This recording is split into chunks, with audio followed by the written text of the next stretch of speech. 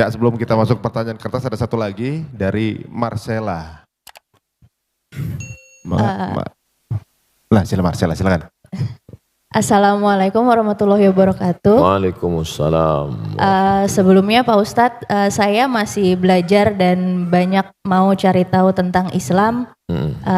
Jadi mohon maaf kalau pertanyaannya mungkin standar, cuman ini saya penasaran banget dari dulu. Ini masalah poligami. Kalau, wah ibu-ibu di sini pada langsung gitu. Kalau yang saya tahu, yang saya yakini dari dulu, manusia itu kan diciptakan berpasang-pasangan. Lalu Hawa itu diciptakan dari tulang rusuknya Adam. Nah ini kalau masalahnya poligami, lalu kalau nikahnya sampai 4 itu sisanya yang misalnya namanya Siti, apa Susi, apa Santi itu tulang rusuknya dari mana itu Pak Ustadz? Terus sama kalau memang diperbolehkan asalkan bisa adil katanya gitu ya Pak Ustadz. Ini kalau menurut Al-Quran sendiri adil itu tolak ukurnya seperti apa Pak Ustadz? Karena kan kadang-kadang kalau Rasulullah mungkin kita tahu untuk adil pasti bisa, nggak mungkin nggak gitu kan. Tapi kalau suami yang manusia biasa kadang istrinya aja setiap kali ngeliat mukanya istighfar gitu kan, banyak-banyak istighfar. Terus dia mau poligami itu gimana caranya Pak Ustadz ngomongnya? Baik. Makasih Pak Ustadz. Pertama bahwa hadis tentang khuliqatil mar'atu min dila', perempuan diciptakan dari tulang rusuk bermakna kiasan. Tulang rusuk melindungi jantung atau jantung melindungi tulang rusuk? Tulang rusuk yang melindungi jantung. Perempuan itu tulang rusuk. Laki-laki itu jantung. Maka perempuan yang melindungi laki-laki. Makanya dalam Quran disebut hunna libasul lakum wa antum libasul lahun. Perempuan menjadi pakaian bagi laki-laki, menutupi segala cacat, aib dan kekurangannya. Maka tulang rusuk menjadi pelindung bagi laki-laki. Nah, jadi jangan dipahami tekstual lalu sebelum menikah minta surat catatan dokter berapa yang hilang tulang rusuknya. Nah, saya nggak mau nikah sama kamu, tulang rusukmu hilang 3, berarti bini kau 3 katanya. Ini yang pertama. Yang kedua, Nabi Muhammad SAW menikah dengan Khadijah monogami 25 tahun. Monogami, istri tunggal. Baru poligami sekitar 10 atau 12 tahun. Mana yang lebih lama dalam kehidupan Nabi? Monogami atau poligami? Nampak jawaban serentak. Monogami. 3. Ayat tentang turun. Fankihu ma tabalakum minan nisa'i masna. Nikahilah perempuan 2. Wa thulasa, nikahilah 3. Waruba, nikahilah 4. Ayat itu nyuruh nambah atau mengurangi? Mengurangi. Karena dulu orang Makkah istrinya unlimited edition. Maka turun ayat ini untuk menyuruh kurangi. Maka yang saat itu bininya 10, dia pilih-pilih, setelah fit and proper test, delete 6. Tinggalkan 4. Ayat ini dulu mengurangi, bukan menambah. Yang keempat, bahwa dalam Islam poligami adalah solusi emergency door. Karena ini kalau tidak dibuka pintu sebelah kiri ini, pesawat akan meledak.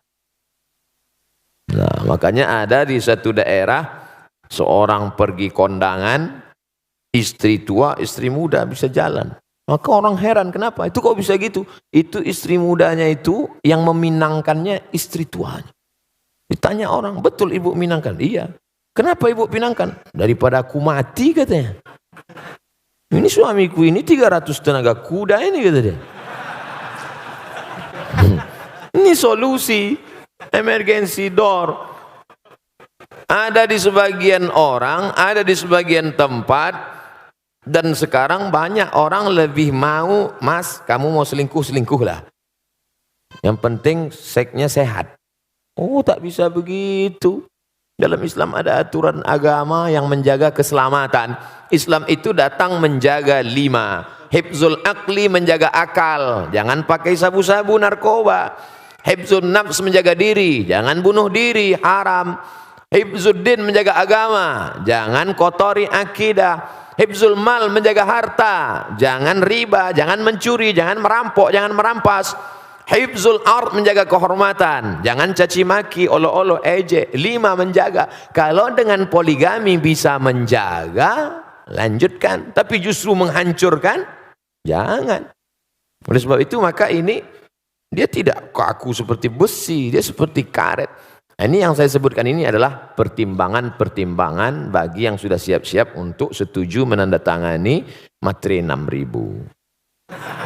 Karena semua laki-laki ini tidak akan bisa menikah tanpa izin istri pertama. Sudah dilindungi oleh Negara Kesatuan Republik Indonesia. Ibu-ibu jangan takut, jangan khawatir. La tahab, jangan takut. Wala tahzan, jangan sedih. Takbir.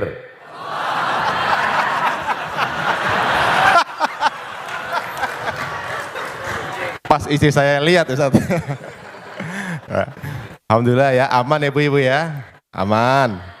Baiklah, berikutnya kami persilakan Ustaz untuk pertanyaan yang dari kertas.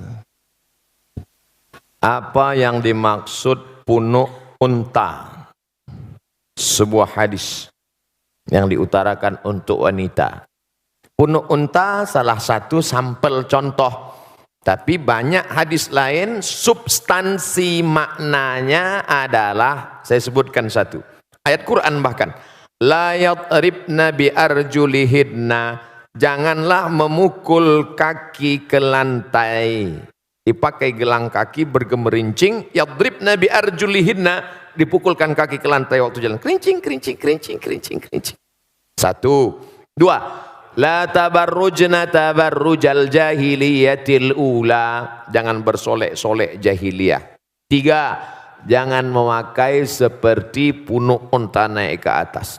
Dari 3 sampel contoh ini makna substansinya adalah norak. Berlebihan, lebih dari normal, abnormal, supaya diperhatikan orang. Adapun sekedar mengikat rambut, kebetulan rambut dia panjang, maka diikatnya pakai karet gula. Diikatnya. Lalu kemudian ketika dia pakai jilbab agak menonjol sedikit, ya nggak apa-apa. Tapi sengaja dipakai tinggi ke atas supaya ketika dia lewat semua wow. Jadi jangan ditangkap sampelnya, tapi yang diambil adalah substansinya. Karena sekarang banyak orang, perempuan, tidak seperti punuk onta, tapi noraknya lebih daripada punuk onta. Pahami ini dengan baik. Tentang masalah gemerincing di lantai, tidak ada lagi. Tentang solek jahiliyah, tidak lagi. Tentang punuk onta, tidak. Dia selamat dari 3 kasus contoh. Tapi substansi noraknya masih bertahan. Maka hukumnya dia tetap kena. Intinya wajar-wajar saja. Kau diperhatikan orang bukan norakmu, tapi karena prestasimu. Kau diperhatikan orang bukan karena make upmu, tapi karena cahaya bekas wudukmu, karena tahajudmu memancar. Ini kan ingin mencari hati orang supaya suka. Padahal hati orang itu punya Allah. Kalau Allah sudah menanamkan cinta ke dalam hatimu, maka hati-hati hamba itu pun ikut cinta kepada engkau. Oleh sebab itu maka raihlah cinta Allah dengan tahajud, raihlah cinta Allah dengan baca Quran dan zikir, bukan dengan yang semu, bukan dengan yang hilang. Karena kita akan capek melelahkan diri sendiri hanya dengan kepalsuan-kepalsuan. Kenapa dia bercahaya wajahnya? Bekas wudhu. Masya Allah. Emang saya tayamum.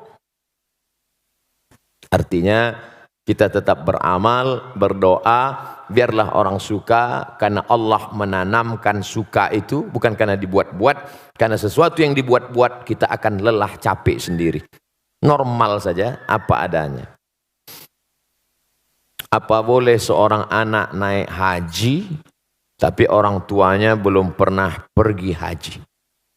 Pulang dari sini, kau ambil kain selendang, kau gendong ibumu dari Jakarta jalan kaki ke kota Makkah.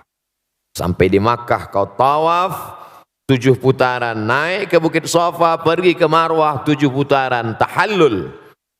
Maka belum dapat menebus sekali teriakannya saat melahirkanmu.